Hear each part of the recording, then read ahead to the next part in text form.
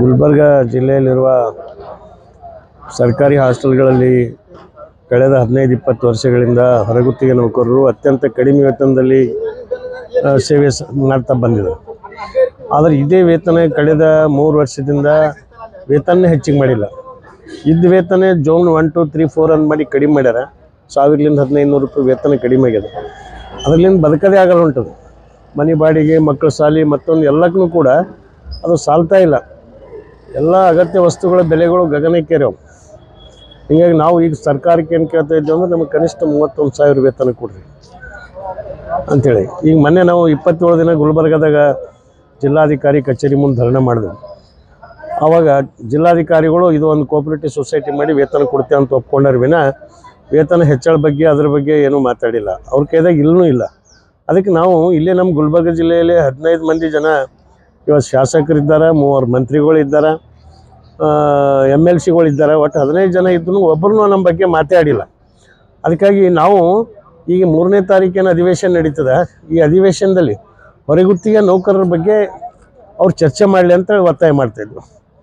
ಅವ್ರು ಚರ್ಚೆ ಮಾಡಲಿ ಅಂತ ಒತ್ತಾಯ ಮಾಡಲಿಕ್ಕೆ ನಾವು ಪುನಃ ಅವರೆಲ್ಲ ಮನೆಗಳಿಗೆ ಬಸ್ ಸ್ಟ್ಯಾಂಡಲ್ಲಿರ್ತಂಥ ಅಲ್ಲಂಪ್ರಭು ಪಾಟೀಲ್ ಮನೆಯಿಂದ ನಮ್ಮ ಪಾದಯಾತ್ರೆ ಪ್ರಾರಂಭ ಆಗಿ ಅಲ್ಲಿ ಶರಣಪ್ರಕಾಶ್ ಪಾಟೀಲವರು, ಖನಿಜಿ ಫಾತಿಮವರು, ಖರ್ಗೆ ಅವರು, ಅದಲ್ಲದೆ ಮುಂದೆ ಎಲ್ಲ ಎಷ್ಟು ಮಂದಿ ಶಾಸಕರು, MLC ಮತ್ತು ಮಂತ್ರಿಗಳು ಎಲ್ಲರ ಮನೆಗೂ ಕೂಡ ಅವತ್ತು ಪೂರ್ತಿ ದಿನ ಪಾದಯಾತ್ರೆ ಮಾಡಿ ಅವ್ರ ಗಮನ ಸೆಳಿಬೇಕಂದೀವಿ. ನಮ್ಮ ಬಗ್ಗೆ ಅಧಿವೇಶನದಲ್ಲಿ ಚರ್ಚೆ ಮಾಡಿರಿ ಅಂತೇಳಿ ಅವ್ರಿಗೆ ಒತ್ತಾಯ ಮಾಡ್ಲತ್ತಿದ್ದೇವೆ.